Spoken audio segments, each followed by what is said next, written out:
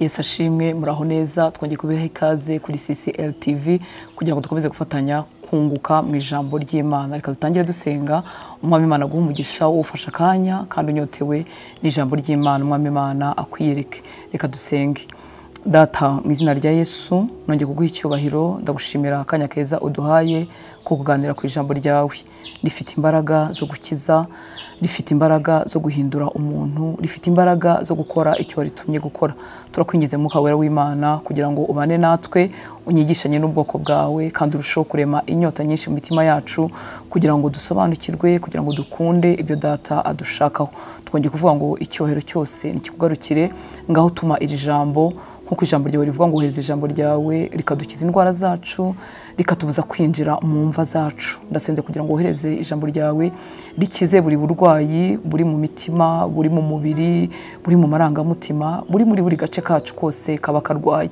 Mwami rimanukane n'imbaraga zo kudukiza mu ngeso kugira ngo turusheho gusa na Kristo. Tuguhaye icyubahiro, turavuze ngo nushyirwe hejuru. Niwe Mana yonyine, niwe dupfukamira, niwe tunezererwa, niwe byiringiro byacu, niwe mbaraga zacu. Urakoze Papa, cyubahiro cyose nikikugarukire, ni mu izina rya Yesu dusenze, amen.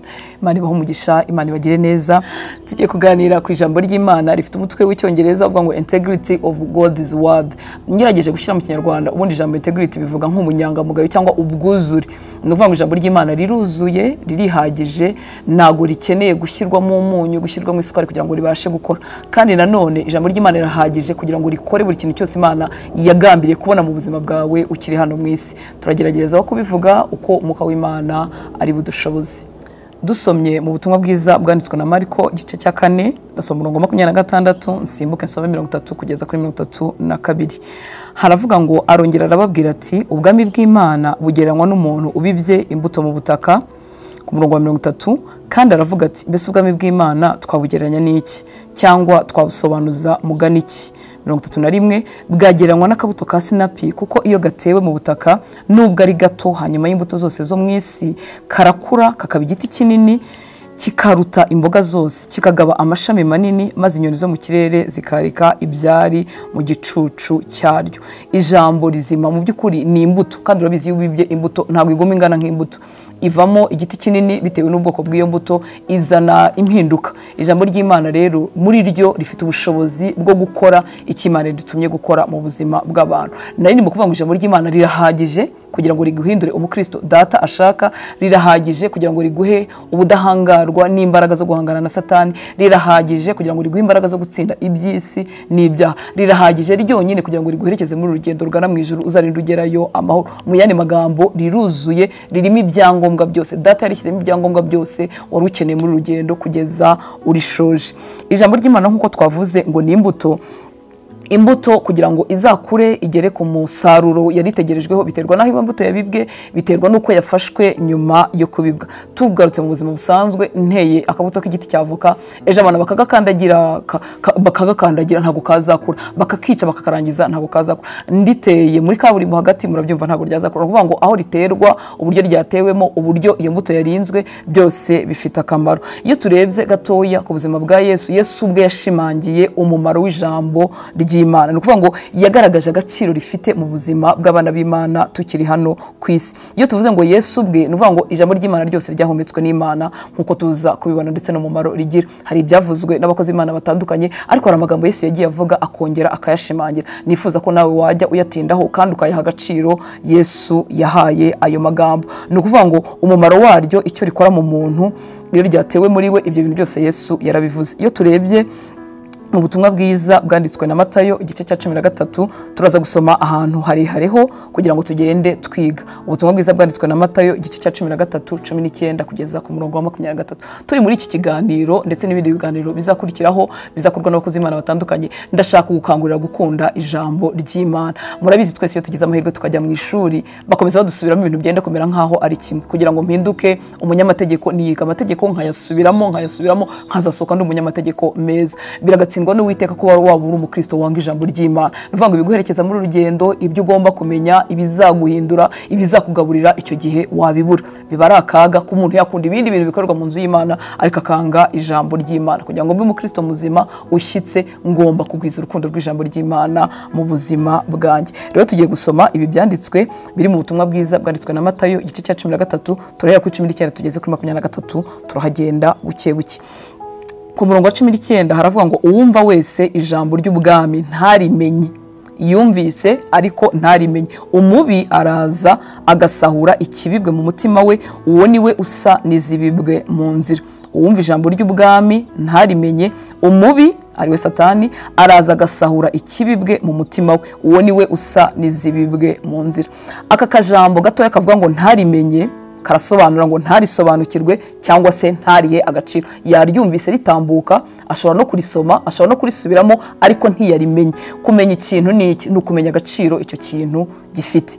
Urugero, niba umpaye zahabu simenye ko ari zahabu, nshobora guhita nyita. Niba umpaye diyama nkayitiranya n'akasaro gasanzwe, nshobora kutayibika ahantu hahishwe hatatuma yibwa. Iri jambo rero riratubwiye ngo uwumva wese ijambo ry'ubwami ntarimenye. Nuvuga ngo yamenye ngo ni ijambo ry'ubwami ariko ntiyamenye neza agaciro rifite. Iyo atarimenye, umubi ariwe Satani araza akarisahura, akaryiba, uwo muntu agakomeza ubuzima nkuko yarasanzwe. Umubaraza akarisahura vuba, arikarikura mu mutima we, umutima we ukongera ukaba nkaho utigeze wakira iryo jambo, ukongera ukaba vide. Imana yacu itugire neza, umfashe kugira ngo tugendane muri aya magambo. Uwumva wese ijambo ry'ubwami ntarimenye.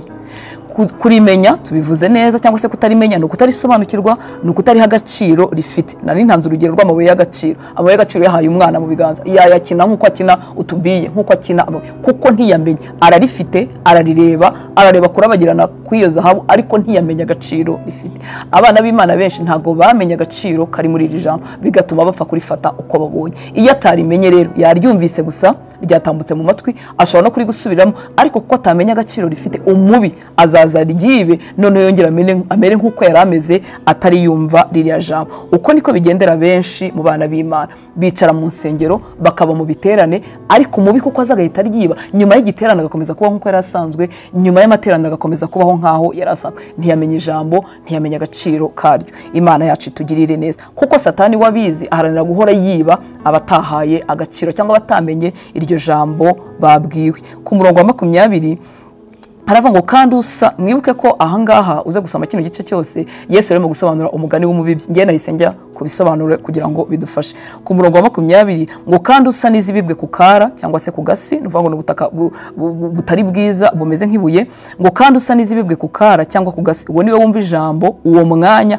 akaryemera anezerewe. 21 ntagire imizi muri we, nyamara Bibiri ijambo ry'Imana iravuga ngo nyamara ntatume rishorera imizi muri we. Bibiri ngi turimo yera iravuga ngo ntagire imizi muri we, maze agakomera umwanya muto. Iyo habayeho amakuba cyangwa kurenganywa azira iryo jambo, uwo mwanya biramugusha. Usa n'izabibwe ku kara cyangwa se ku gasi, uwo niwe wumva ijambo uwo mwanya akaryemera anezerewe. Aranezererwa, agira akanya ko kunezerwa. Muzabibona mu nsengero, mu biterane, mu makonseri, mu bikorwa byitirirwa Imana, abantu baba ari excited, baba banezerewe. Muri ako kanya baranezerewe, ariko uwo munezero tuzawupima nyuma y'ukwezi, tuzawupima nyuma y'umwaka, tumenye koko niba byarabyaye umusaruro. Rero izisa n'izabibwe ku kara bumvise ijambo ry'Imana, baryakira banezerewe, ariko ntibafite imizi muri bo, ngo ntagire imizi muri we. Bibiri ijambo ry'Imana yasobanuye ngo nyamara ntatume rishorera imizi muri we. Iyo havuze ngo nyamara ntatume rishorera imizi muri we, biragaragaza uruhare rwawe. Kugira ngo ijambo ry'Imana rishorere imizi muri njyewe, ni njyewe ubigiramo uruhare, ni wowe ubigiramo uruhare. Uruhare turaza kurureba ni handi Imana yagiriye inama Yosuwa icyo yagombaga gukora mu gitabo cya Yesu igice cya 1 umurongo wa 8. Ngo ntagire imizi muri we, maze agakomera umwanya muto. Iyo habayeho amakuba cyangwa kurenganywa azira iryo jambo, uwo mwanya biramugusha. Uyu icyo arusha uwa mbere we byibuza ryamufasheho gato, no kuvuga ngo yanezerewe mu mwanya w'igiterane, yanezerewe mu mwanya yumvaga ijambo, yewe ashobora kubimarana n'icyumweru, ashobora kubimarana n'ukwezi, ashobora kubimarana n'umwanya. Ako kanya gatoya ntabwo kari defini, ariko ubundi byagombye kurenza bikagwerekeza ubuzima bwose ufite hano ku isi. Bibiri ikatubwira ngo iyo ageragejwe cyangwa iyo arenganijwe kuko nta mizi biramugusha. ijambo ry'Imana wakiriye, ijambo ry'Imana wizeye rizageragezwa. Niba waramenye ngo Imana yacu yitwa Imana ishobora byose, ibyo bintu bizageragezwa muri wowe, bizapimwa muri wowe, turebe koko niba byarashoye imizi. Imana yacu itugire neza. Buri jambo ryose wakiriye, buri jambo ryose wizeye rizapimwa. Hazabaho ibikugerageza kugira ngo birebe ko rya jambo koko ribitse ahantu ritashobora kwibwa. Ku murongo wa 22 hakavuga ngo kandi uwo ni umuntu usa n'izibibwe mu mahwa, uwo niwe wumva ijambo maze amaganya y'iyi si n'ibihendo by'ubutunzi bikaniga iryo jambo ntiryeri. Bibiliya ijambo ry'Imana yarakoresheje amagambo avuga ngo uguhagarika umutima n'iby'isi no gushukwa n'ubukungu bikarenga kuri iryo jambo rikaba nk'imbuto yarumbye. Murumva ko imbuto bwayo n'ijambo bwaryo nta kibazo rifite, ryari ryiza, ryari rihagije, ryari ririmo ibintu byose Imana yashyizemo kugira ngo rigukize, kugira ngo rikugirire umumaro. Ariko aho ribibwa nshuti z'Imana, ariho mu buzima bwawe, niho kwitabwaho, niho gutunganywa kugira ngo rikugirire umumaro.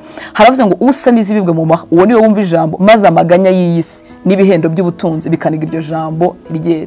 Bibiliya ijambo ry'Imana yakoresheje amagambo yumvikana neza. Iri jambo ryo ryamaze kubibwa aba bageranyijwe n'izabibwe mu mahwa ngo uguhagarika umutima n'iby'isi no gushukwa n'ubukungu bikarenga kuri iryo jambo rikaba nk'imbuto yarumbye. Ijambo yararyakiriye, ariko guhagarika umutima kw'iby'isi no gushukwa n'ubukungu biraje biraripfukiranya, birirenga ngo rimera nk'imbuto yarumbye. Imbuto yarumbye mwese murayizi, kurya avoka yarumbye, kurya ikindi kintu cyose cyarumbye kiba kibishye, ntago gisa n'imbuto yakuze neza yagejeje ku gihe cyayo cyo gusarurwa. Tubwizanye ukuri, twese dufite ibyo dukeneye muri ubu buzima. Dukeneye ibintu dushaka by'isi bidufasha by'imibereho bya buri munsi, ndetse nta nubwo twatinye kuvuga ko hari igihe mu by'ukuri umuntu abura iby'ibanze rwose, ugasanga umuntu abuze iby'ibanze byakabaye bisunika iminsi, kuko umutima ntiwabura kugira ibyo wibaza, ntiwabura no guhangayika. Ariko iyo guhagarika umutima bibaye byinshi, akenshi icyo twifuza kiba kinini muri twe kuruta gukenera Imana, ndetse na bya bihendo by'ubukungu bikatubana byinshi tukaba twabisimbuza Imana. Mwibuke ko iyi Bibiliya ijambo ry'Imana bivuze ngo uguhagarika umutima n'iby'isi ndetse no gushukwa n'ubukungu ngo biraza bigatwikira rya jambo. Sinkubuza gutekereza ku byo ukeneye ukiri hano mu isi, nanjye mfite ibyo nkeneye ntekerezaho, nkorera, shaka, ibyo ni ibisanzwe. Ariko iyo guhagarika umutima kumbanye kwinshi, umva uko bigenda. Ijambo ribura umumaro muri njyewe, Imana nkayigizayo ngashakisha uko nshoboye kugira ngo mbone cya kintu. Kandi iyo tuvuze ngo gushakisha uko ushoboye, harimo no kubishaka mu manyanga, harimo no kubishaka mu nzira z'icyaha. Uko niko guhagarika umutima kw'iby'isi. Imana yacu tugirire neza. Uwo mwanya ijambo rikabura umwanya muri njyewe. Ese iryo jambo twabwiwe rifite ikibazo? Ntago rifite ikibazo. Ese ijambo wisomeye rifite ikibazo? Ntago rifite ikibazo. Ariko aho riterwa ndetse n'ibyo nibikorwa nyuma yo guterwa nibyo bishobora gutuma ryera cyangwa se ntiryere. Imana yacu tugirire neza. Ku murongo wa 23 hakavuga ngo kandi usa n'izibibwe mu butaka bwiza, uwo niwe wumva ijambo akarimenya. Murumva itandukaniro, wa undi wa mbere ntago yarimenye ariko yaryumvise. Bose bumvise pe, bashobora no kuriresita bakarisubiramo, ariko kumenya mu kwibuka ni ukumenya agaciro, ni ukumenya n'ubumenyi buhagije kuri icyo kintu. Uyu rero umeze nk'ubutaka bwiza, we yarimenye.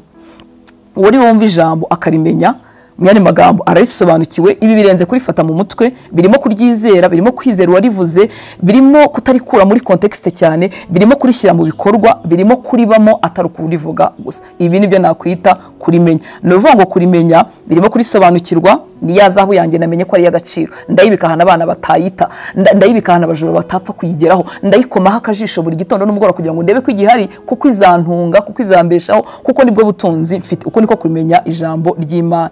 Abameze nk'ubutaka bwiza bumva ijambo ry'Imana bakarimenya, nuvuga ngo barisobanukiwe, barifatiye umwanya. Ibi birenze kurifata mu mutwe, birimo kuryizera, birimo kwizera uwarivuze, birimo kurirekera muri context yaryo, ari umuntu akuramo akantu gatoya bigatuma ahubwo byamuyobya, birimo kurishyira mu bikorwa, birimo kuribamo atari kurivuga gusa.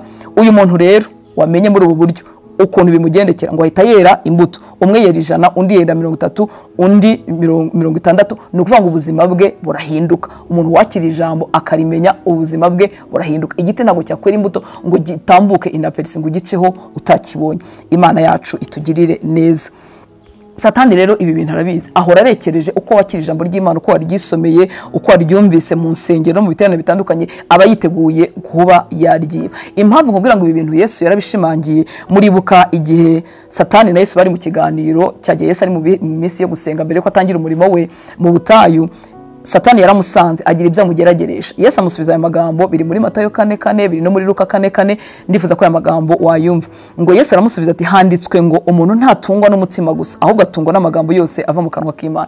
Mbibutse ko Yesu ntiyarabuza ni magambo yasubiza Satani, ntiyarabuza ikindi kintu yamusubiza, ariko biragira ngo bitwereke agaciro ijambo ry'Imana rifite, uburemere ugukomera kwaryo n'uburyo ryihagije. Ngo aramubwira ngo haranditswe ngo umuntu ntatungwa n'umutima gusa ahubwo atungwa n'amagambo yose ava mu kanwa k'Imana. Ni ukuvuga ngo aya magambo, iri jambo ry'Imana ribasha gutunga umuntu, ribasha guhindura umuntu. Yesu yarafite ibindi yasubiza, yarafite n'icyo yakora, yashoboraga no guhita agenda bagatandukana n'ibindi bitandukanye, ariko aduhaye ibanga ryatuma ubuzima tubushobora.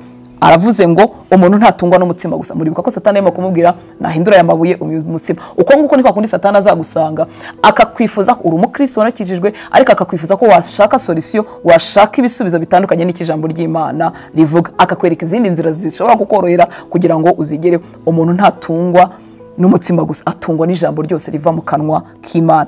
Abafashira ijambo rikababera ibyo kurya byahinduye ubuzima bwabo, kandi bibageza no kuri ibyo ngibyo n'ubundi bifuzaga Satani yaragiye kubashyiraho kubona mu buryo butari bwo. Imana yacu tugirire neza. Nanone Yohana yaravuze, nako muri Yohana Yesu yaravuze ubutumwa bwiza bwanditswe na Yohana igice cya 6 umurongo wa 63 ngo umwuka ni utanga ubugingo, umubiri ntacyo umaze, amagambo mbabwiye niyo mwuka kandi niyo bugingo. Mwifuriza ko wajya usoma Bibiliya buhoro buhoro, nibwo bizakugirira umumaro. Urabona iyo urya ibiryo urya vuba vuba ntabwo bikuryohera, hari ukuntu ucikwa n'uburyohe bumwe wari bwumve. Umwuka ni utanga ubugingo, murumva akakana. Umwuka ni utanga ubugingo, umubiri ntacyo umaze, amagambo mbabwiye niyo mwuka. Umwuka ni utanga ubugingo, amagambo atubwiye niyo mwuka. Nuvuga ayo magambo hari ikintu ari bukore mu buzima bwacu mu buryo bukomeye. Amagambo mbabwiye niyo mwuka kandi niyo bugingo. Murumva ko ayo magambo atandukanye n'amadiskuru meza abantu bazi kuvuga. Hari abantu bazi kuvuga neza ukamutega amatwi nturambirwe. Hari n'igihe marerezoma abana b'Imana batahira icyo kintu, akavuga ati yo kana kavuga neza, pastor kana kavuga neza, agatahira kuko avuga neza, agatahira kuko azi kubitondekanya, ariko ntakuremo ibyo kurya byari umutunga, ntakuremo ijambo ry'Imana. Ugasanga twasigaranye amakote abantu bavuze mu bwenge, ugasanga twasigaranye ingero n'ibishushanyo abantu batanze, ariko iri jambo rihinduka umwuka rigatanga ubugingo ntiturigumane. Yesu arimo aratubwira ngo amagambo mbabwiye niyo mwuka kandi niyo bugingo. Umwuka ntukumirwa nshuti z'Imana. Ubugingo cyangwa se ubuzima ni ikintu gitanga ubuzima, no mu byapfuye cyushobora kubeshaho. Niyo mpamvu yohereza ijambo rye rikadukiza indwara zacu. Niyo mpamvu ryihagije, ntageretseho umunyu, ntageretseho kunywa amazi, ntageretseho gusiga amavuta, simvuga ko ibyo bintu byose umwuka wera atahishura umuntu kubikora, ariko ijambo ry'Imana ririhagije kugira ngo rigukize, kugira ngo rihindure imitekerereze yawe, ugendane n'Imana umeze neza. Ahangana none muri iki gice cya 6 Petero yigeze kubisobanukirwaho gatoya kuri 68 muri iki gice cya 6 aramubwira ngo databuja twajya kuri nde ko ufite amagambo y'ubugingo buhora, ufite amagambo ashobora kubeshaho abantu. Iri jambo ry'Imana shuti y'Imana, nubwo wabura ahantu utazagira umuntu kwigisha, utazagira umuntu uri gusomera, wowe naryo murahagije kugira ngo mugire ubuzima bw'Imana Imana yarakugeneye ukiri hano mu isi. Imana yacu itugirire neza. Impamvu noneho iri jambo ridahindura abantu benshi kandi baryumva kandi duhora mu biterane, nuko ngubu hasa nk'afunze, ariko ibiterane bizongera bibeho na mbere byabayo. Hari abantu bamaze imyaka ba mu biterane, bo mu nsengero bakazihinduranya zimwe bakajya mu zindi, bagasanga bafite ububyutse mu mitima, bakajya mu giterane ahangaha ejo bakumva ikindi bakakijyamo, ariko se kuki nta mpinduka zishobora kugaragara mu buzima bwabo? Kuki badafite ubuzima butsinda nkuko tubibifuriza cyangwa se nkuko ijambo ry'Imana ribibifuriza? Imana yacu itugire neza. Turagerageza kugenda tubivuga mu magambo arambuye. Ikindi cyorezo gisa nk'igihari ni ukwihitiramo ibyo umuntu yumva, akanga ibimufitiye umumaro, agahitamo ibisa nk'ibimuryohereza. Murabizi hari ibintu biba biryoshye bimeze nk'ibiri mu isukari, ariko niba ugiye kwa muganga urwaye bakakubwira ngo uyu muti niwe uzakuvura, waba usharira uzawunywa kugira ngo ukuvure. Mu rwandiko Paulo yandikiye Timoteyo rwa 2 igice cya 4 umurongo wa 3 kugeza ku murongo wa 4, rwandiko rwa 2 igice cya 4 3 kugeza kuri 4, haravuga ngo kuko igihe kizaza batazihanganira inyigisho nzima. Aha ni mu minsi ya nyuma niyo duhagazemo. Kuko igihe kizaza batazihanganira inyigisho nzima, ahubwo kuko amatwi yabo azaba barya yifuza kumva ibibanezeza, bazigwiriza abigisha bahuje n'irari ryabo, kandi baziziba amatwi ngo batumve ukuri, bazayoba bakurikize imigani y'ibinyoma. Aya magambo ateye ubwoba, ariko yasohoye ku buzima bwa benshi cyangwa tuyahagazemo muri iki gihe duhagazemo. Mu gihe kizaza abantu ntibazihanganira inyigisho nzima, ahubwo amatwi yabo azaba barya yifuza kumva ibibanezeza, bazigwiriza abigisha bahuje n'irari ryabo, kandi baziziba amatwi ngo batumva ukuri, bazayoba bakurikize imigani y'ibinyoma. Imana yacu tugirire ubuntu. Kutihanganira inyigisho nzima no kwicara uburana n'ijambo muri wowe. Hari igihe umuntu ashobora kwicara ahantu hari inyigisho nzima pe, ariko umutima we ukabuburana n'iki jambo ririmo rivuga. Ni ukuvuga ngo umutima we urimo urashyigikira ibyamunaniye. Aha ni hahandi uzasanga umuntu avuga ngo ibyo se byashoboka, ubu se Imana yasaba abantu ibintu nk'ibyo ngibyo. Aha ni uzasanga abantu bavuga ngo ibi ngibi Imana nayo izakadiriya, Imana nayo izatorera, Imana nayo irabireba igihe duhagazemo ko kitoroshye. Ugasanga umuntu arimo araburana n'ijambo. Ni ukuvuga ngo ari muri abangaba batihanganira inyigisho nzima. Kubw'ikinyabupfura ntiyabavuguruje, kubw'ikinyabupfura ntiyasohotse muri urwo rusengero, kubw'ikinyabupfura arakomeza atunga Bibiliya nayisome, ariko umutima we uraropusa ijambo risa nk'irimukomereye, risa nk'irimusaba kugira ibyo yahindura. Umuti waba usharira umuntu arawunywa kugira ngo akire. Rero hari ukuntu umuntu aguma mu bukristo, akaguma mu nzu y'Imana n'umurimo y'Imana, ariko umutima we ugahora uburana n'ijambo, agahita arisubiza ngo Imana irabizi ko utaba muri Kigali udahinduranya amafagitire, Imana irabizi ko utayibamo nawe ufite uko ubigenza. Ndetse akanibwira mu mutima we, ariko aba ari inyigisho ya Satani, akibwira ngo rega buriya n'abariya ngo bafite uko babikora mu ibanga. Uku nguku ni ukwanga kwakira inyigisho nzima. Imana yacu tugirire neza. Kwifuza noneho kumva ibibanezeza. Iki ni icyorezo nanone duhagazemo uyu munsi gisa nkaho giteye ubwoba, aho umuntu ashobora guhinduranya insengero, agahinduranya ibyumba by'amasengesho, mu by'ukuri atari inyota yo gusenga, mu by'ukuri atari inyota yo kumenya ukuri, ahubwo ashaka aho bamubwira ibyiza abikiwe. Ibi ni ukuri Imana ifite ibyiza ikubikiye pe. Nukomeza inzira yo gukiranuka nta kabuza uzahura na babikubwira batabikubwira, nta kizabuza ibyiza Imana yakugeneye gusohozwa ku buzima bwawe. Ngo ariko baziziba amatwi kugira ngo batumve ukuri, bazayoba bakurikiza imigani y'ibinyoma, kandi bazaba bashakisha ibibanezeza. Nagira ngo nshuti y'Imana, wishakiye ibikunezeza gusa, wenda wari urwaye, ese urumva uburwayi bwakira? Niba wari ufite ikibazo ariko urushaka ibibanezeza gusa, nyamara igisubizo cyari muri ruhande, ese urumva wazahura n'igisubizo cyawe? Ibitunezeza birahari. Hari ijambo ry'Imana ryuzuyemo amasezerano y'Imana ku buzima bwacu tukiri ino tutarajya kubana n'Imana mu ijuru, kandi hariho n'ibinezeza bihambaye bidutegereje nituzajya kubana n'Imana mu ijuru. Ariko iyo amatwi yawe ahora yumva yifuza kumva ibikunezeza gusa, ugahinduranya insengero, ugahinduranya ibyumba by'amasengesho ushakisha ibikunezeza gusa, ndahamya neza ntarinze guhanura, ntarinze kwerekwa n'Imana, ndahamya neza kutazaba umukristo ushitse. Imana yacu itugirire ubuntu. Nitwibwiza ukuri turamenya neza ko umurimo umugisha Imana itanga wose uri conditionnel. Agakiza ni ubuntu, ariko umugisha wose Imana itanga uri conditionnel. Turebye no mu gitabo cyo gutegeka kwa kabiri igice 28 nicyo abantu benshi bakunda, iriya migisha irimo kandi koko iraryoshye kuva ku murongo wa mbere kugeza ku murongo wa 14. Ni imigisha myiza iryoshye tuzana mu buzima bwacu twumva ni sawa, ariko ya murongo wa mbere ni utuma biriya byose bikurikiraho. Umurongo wa mbere avuga ngo nugira umwete wo kumvira Uwiteka Imana yawe, nugira umwete wo kumvira Uwiteka Imana yawe, nuwo kwitondera amategeko yayo yose ngo utegeke uyu munsi, Uwiteka Imana yawe izagusumbisha amahanga yose yo mwisi, n'ibindi bitandukanye. 15 bakavuga ngo ariko nutumvira Uwiteka Imana yawe ngo witondera amategeko, nutumvira. Nyamara abantu bashaka gutunga imigisha ariko batumviye.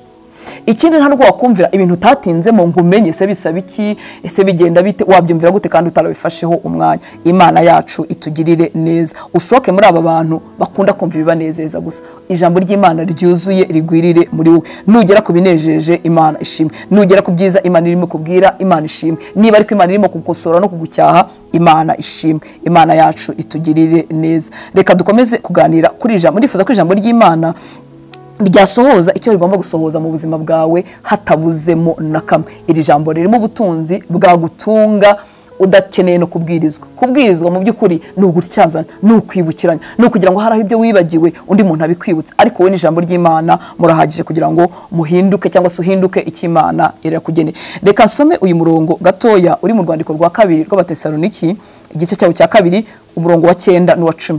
Haravuga ngo kuza k'uwo mugome kuri mu buryo bwo gukora kwa Satani, gufite imbaraga zose n'ibimenyetso n'ibitangaza by'ibinyoma. Kuza k'uwo mugome kuri mu buryo bwo gukora kwa Satani, gufite imbaraga zose n'ibimenyetso n'ibitangaza by'ibinyoma, n'ubuhenzi ku murongo wa 10 bwose bwo gukiranirwa kubarimbuka kuko batemeye gukunda ukuri ngo bakizwe. Reka nsome uyu murongo wa 10 muri Bibiliya ijambo ry'Imana ngo azakoresha, uwo ni Satani n'ingabo ze, azakoresha ubuhemu bw'uburyo bwose kugira ngo ashuke abagenewe kurimbuka, bazira kudakunda ukuri kwari kubarokora. Barimbuwe n'iki? Barazira kudakunda ukuri kwari kubarokora. Ukuri kuri mu ijambo ry'Imana kwari kugukiza, kwari kukurokora imitego ya Satani kirano mu isi, kwari kukurokora uburiganya bw'abigisha babi, kuko nabo bariho bashaka izindi nyungu no guprofita kujijwa kw'abantu. Ngo uyu Satani azakoresha uburyo ubuhemu bw'uburyo bwose kugira ngo ashuke abagenewe kurimbuka. Igituma bitwa abagenewe kurimbuka, barazira kudakunda ukuri kwari kubarokora. Shuti y'Imana, ndakwinyize kugira ngo ikijambo ry'Imana ryagenewe gukora mu buzima bwawe uryemerere rigire icyo rikora. Ijambo ry'Imana rizagira umumaro ukomeye mu buzima bwawe niriza ukemera ko rikora icyo rigomba gukora. Tugiye kuvuga gatoya kugira ngo ijambo rigire icyo rikora mu buzima bwacu kandi ritugirire umumaro. Aya magambo tuyabona mu buryo bwuzuye mu rwandiko rwa 2 rwa Timoteyo igice cya 3 umurongo wa 16. Nanone uyu murongo abantu benshi bawuzi mu mutwe, ariko nifuza ko bitakubera gufata mu mutwe gusa, ahubwo wabishyira mu ngiro nk'uko uruhererekane rwabyo ruri. Haravuga ngo ibyanditswe byera byose byahumetswe n'Imana kandi bigira umumaro wo kwigisha umuntu no kumwemeza ibyaha bye no kumutunganya no mu kumuhanira gukiranuka. Ni nk'imirimo ine izanwa n'ibi ngibi. Imana yacu itugirire neza. Ibyanditswe byera byose byahumetswe n'Imana kandi bigira umumaro wo kwigisha umuntu, kumwemeza ibyaha bye, kumutunganya, kumuhanira gukiranuka. Imana yacu itugirire neza. Aya magambo nifuza ko twayagendamo gake gake ndetse gakoresha na Bibiliya ijambo ry'Imana. Ahambere hatubwiye ngo ibyanditswe byera byose byahumetswe n'Imana. Niba byose byarahumetswe n'Imana ntacyo gukuramo kirimo. Hanyuma kuko byahumetswe n'Imana hari umumaro bigira mu buzima bw'umuntu. Umumaro wa mbere bavuze ngo nibyo kwigisha umuntu. Bibiliya ijambo ry'Imana yakoresheje kumwigisha ukuri. Nibyo kwigisha umuntu ukuri. Mbere yuko duhura n'ijambo ry'Imana ngo rigwirire muri twebwe, hari ibitekerezo byinshi tuba twifitemo. Hari ibyo twabwiwe n'abantu, hari ibyo nakuyeho narerewe, hari ibyo numvanya abandi. Nduruhererekane rwagiye rwakira ibitekerezo by'abantu bitandukanye. Iri jambo rero ikintu cya mbere rikora mu buzima bw'umuntu uhuye naryo, rimwigisha ukuri. Riragerageza gukosora amarojika n'amafilozofi yose nakiriye, riragerageza gukosora imyumvire yanjye sanganywe itandukanye n'ijambo ry'Imana. Umumaro wa mbere w'ijambo ry'Imana ni ukunyigisha ukuri. Nuvuga ngo ikintu cyose kitavuzwe n'Imana n'igishaka kiba cyaravuzwe n'abahanga, n'igishaka kiba cyaravuzwe n'abantu bafite ibintu bashoboye ku isi, niba Imana itakita ukuri mu ijambo ryayo, icyo kintu nyine ubwo ntago ari ukuri.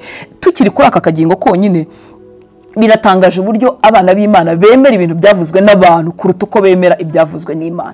Abantu benshi uyu munsi bahagaze ku bahanuzi babwiwe n'abantu, kandi nkubwiza ukuri, umuntu ashobora kuguhanurira uko yaramutse, ashobora kuguhanurira ibyo yiyumvisemo, kuko umuntu si Imana, umuntu agarukira bugufi. Ashobora kuba ari n'umuhanuzi w'ukuri koko yanabwiwe n'Imana, ariko najya ngo ubwo buhanuzi bw'umuntu bumeze nk'uburidiriwe, bumeze nk'ubusutswemo n'amazi bitandukanye n'iri jambo. Ugasanga umwana w'Imana yibitseho gusa ibintu yabwiwe n'abantu, akakubwira ngo Imana yari yarambwiye muri 2016, ubwo avuga icyo yabwiwe n'umuhanuzi runaka. Akubwira ngo Imana yari yarambwiye muri 2010, avuga icyo yabwiwe n'umuntu. Ariko iyi Bibiliya yuzuye ibi byahumetswe n'Imana atabitindaho, atabivuga. Nagira nkubwire, umuntu yaguhanurira ibyiza atabiguhanurira, nuko ari cy'Imana igusaba gukora, uzahura n'ibyiza Imana ikubiki. Hari n'umuntu wicara avuga ngo ngiye nta sezerano mfite, nyamara atunze Bibiliya, nyamara yisoma. Kubera iki? Kuko atarahura n'umuhanuzi ngo amubwire mu buryo bumureba ari we ku giti cye. Imana yacu itugirire neza. Nakaga kubona umwana w'Imana yatinda akakira ikiyabwiwe n'umuntu kuruta icyabwirwa n'Imana. Icyo Imana ivuga kirahagije. Rero umumaro wa mbere w'ijambo ry'Imana ni ukwigisha umuntu ukuri. Wikwakira cyane amarojika y'abantu ngo utakaze ukuri kuzuye twabwiwe n'uwaremye ijuru n'isi. Icya kabiri ngo ni ukumwemeza ibyaha bye. Bibiliya ijambo ry'Imana yakoresheje ngo kwamagana ibibi. Uko ntinda mu ijambo ry'Imana rizanyemeza ibyaha byanjye, ntakeneye kubibwirwa n'umuntu, kandi uko nditindamo niteguye no kuryakira no kuryumvira, bizamagana ibibi mu buzima bwanjye. Mwibuke ko gukizwa ari urugendo. Hari umunsi wa mbere nakiriye Yesu, hari umunsi wa mbere nakiriye agakiza, ariko kuva uwo munsi ntangira urugendo rwo kugerageza cyangwa se rwo gushaka no gusingira gusa na Kristo, kugeza ku munsi wanjye wa nyuma nzavira muri uyu mubiri. Ijambo ry'Imana y'ikindi rikora ryamagana ikibi mu buzima bw'abantu, ni ukumwemeza ibyaha bye cyangwa se no kwamagana ibibi. Iyo turyemereye ribasha kwamagana ibibi muri twebwe. Icyo ryise kibi tukagifata nkaho ari kibi, ntituburane n'ijambo. Nkuko nigeze kubivuga imbere, uzasanga umuntu yiburanya arimo aburana n'ijambo avuga ngo iki kintu ariko ngewe ndumva atari kibi. Yego urumva atari kibi, ariko Bibiliya irakivugaho iki? Yego urumva atari kibi, ariko Imana irakivugaho iki? Nk'umunyabwenge wifuza kugendana na Kristo neza, wifuza kuzarangiza urugendo amahoro, hitamo gushyira ibyawe ku ruhande no gufata ijambo ry'Imana rivuga. Icyo rikora mu buzima bwacu rigenda ryamagana ibibi. Umuntu waritinzemo uzasanga ibibi byaragiye bigabanuka mu buzima bwe, umunsi ku wundi azagenda reka ibibi. Ikindi ngo no kumutunganya. Bibiliya ijambo ry'Imana yo yakoresheje gukosora umuntu.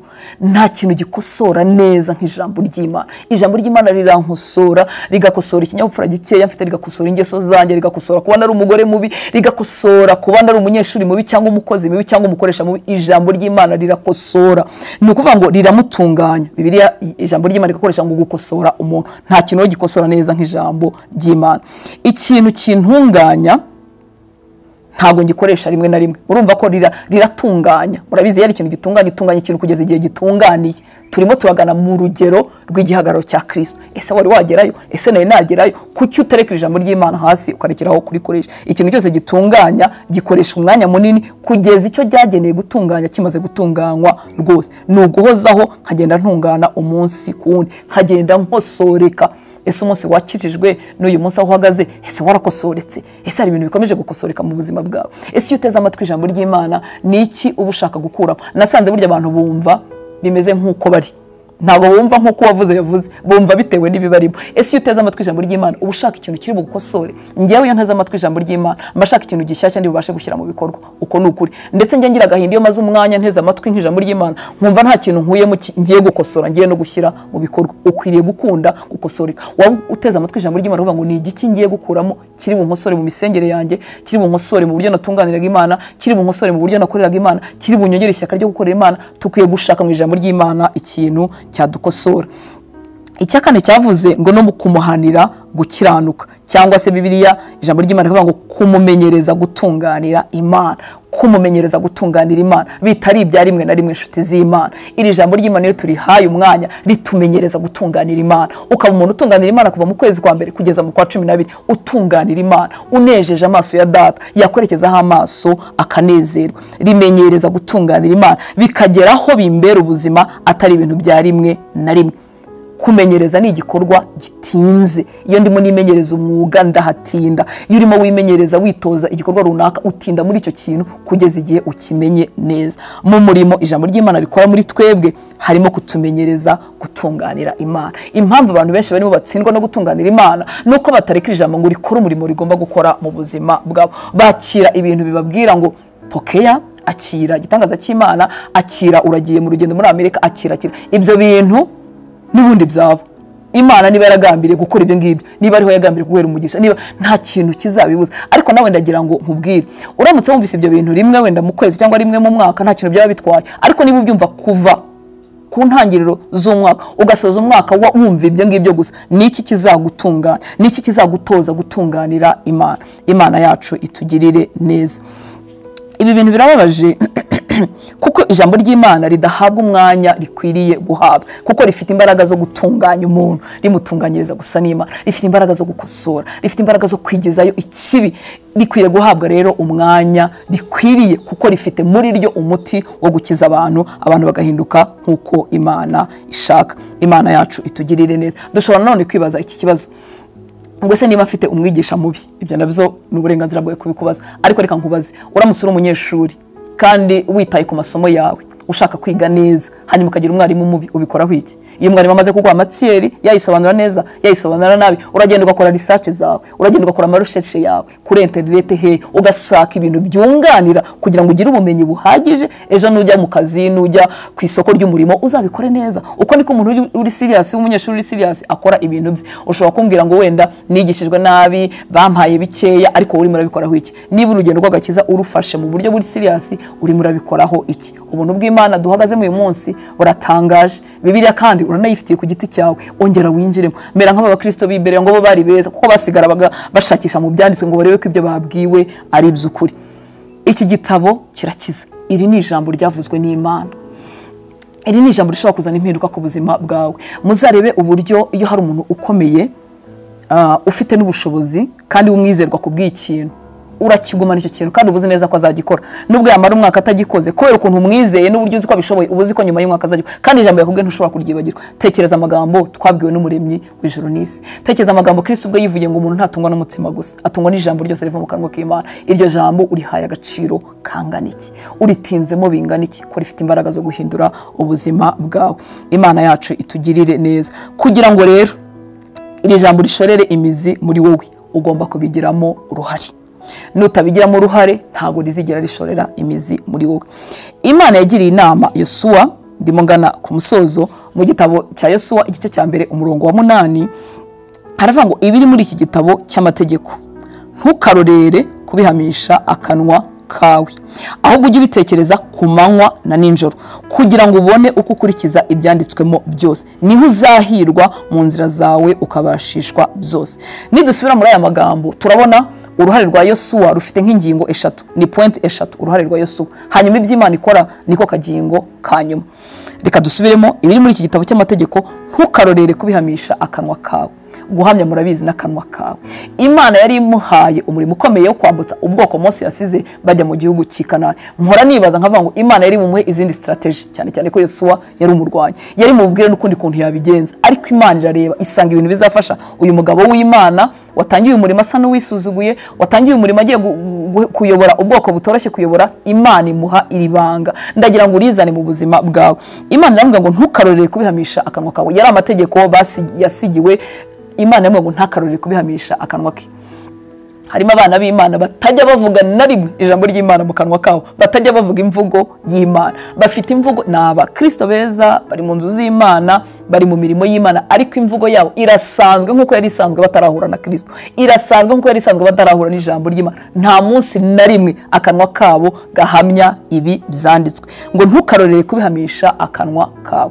Umva ibanga riri muri kano gace konyine.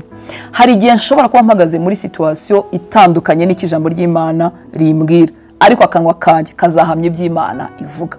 Naba ndwaye naremye sigaje akuka kanyuma, nzavuga iki Imana ivuga ku kurwara.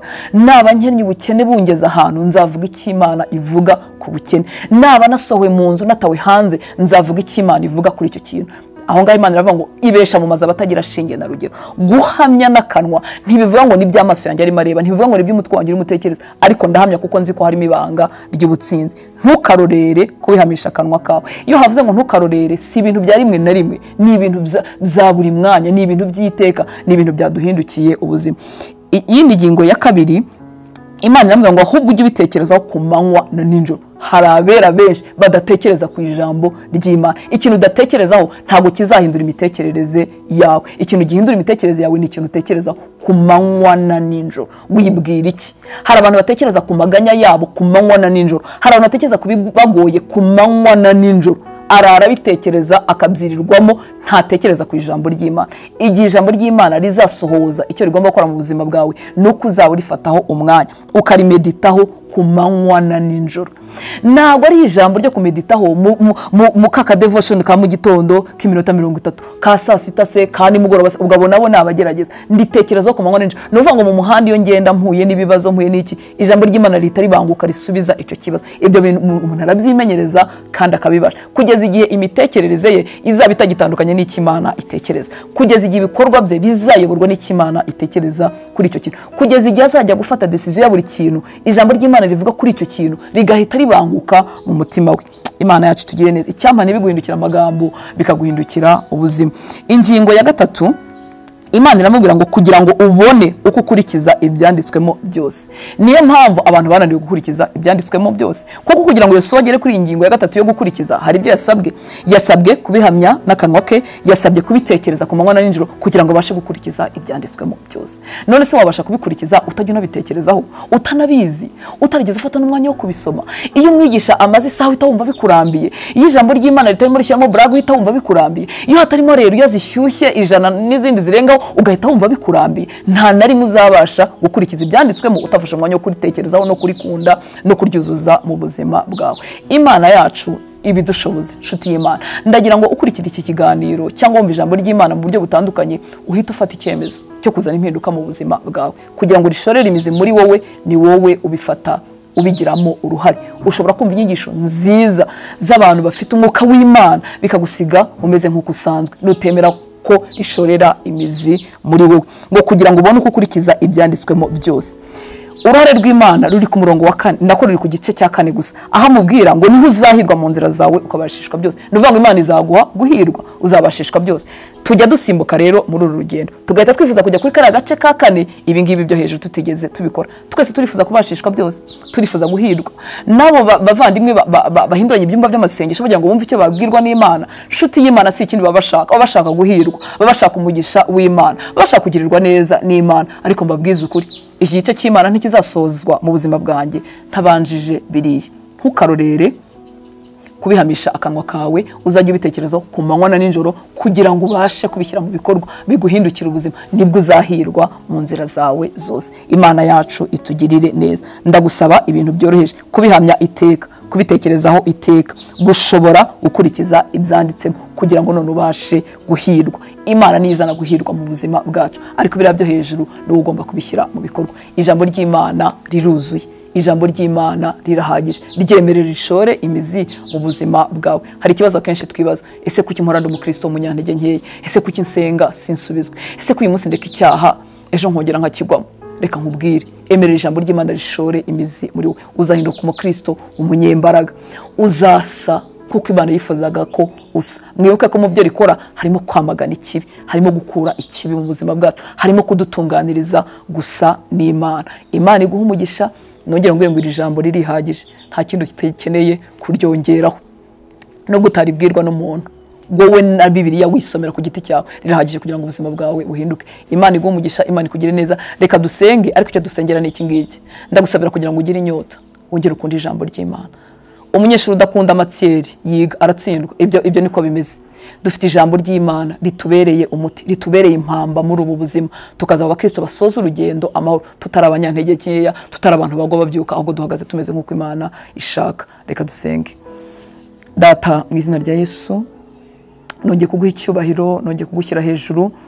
Ndakwinginze kugira ngo uganirize abahungu bawe n'abakobwa bawe. Ijambo ryawe ryarambwiye ngo ubwami bwo mu ijuru bwageranyijwe n'izahabu, ngo umuntu yayiguyeho mu murima arayitwikira, bimutera kujya kugurisha ibyo yarafite byose kugira ngo agaruke agure uwo murima maze atware ubwo butunzi yabonye.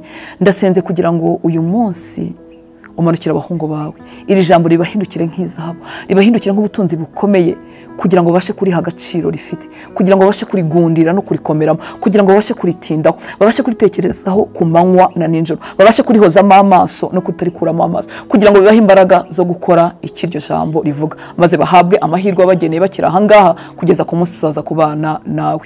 Urakoze, ngaho usanga ubwoko bwawe, Umwuka Wera bigishe byinshi, wowe dufitiye byinshi, bigishe byinshi birenze ibyo navuze. Buri kajambo gatoya ugakuremo byinshi, kandi ugakuremo kwemezwa k'umutima, ugakuremo gushyirwa mu bikorwa kw'iryo jambo mu buzima bwa buri muntu wese uzadutega amatwi. Twongeye kuguha icyubahiro, tugushyize hejuru, ni mu izina rya Yesu dusenze, amen. Imana iguha umugisha, Imana ikugire neza. Wakoze kubana natwe kuri CCL TV. Naho ubutaha.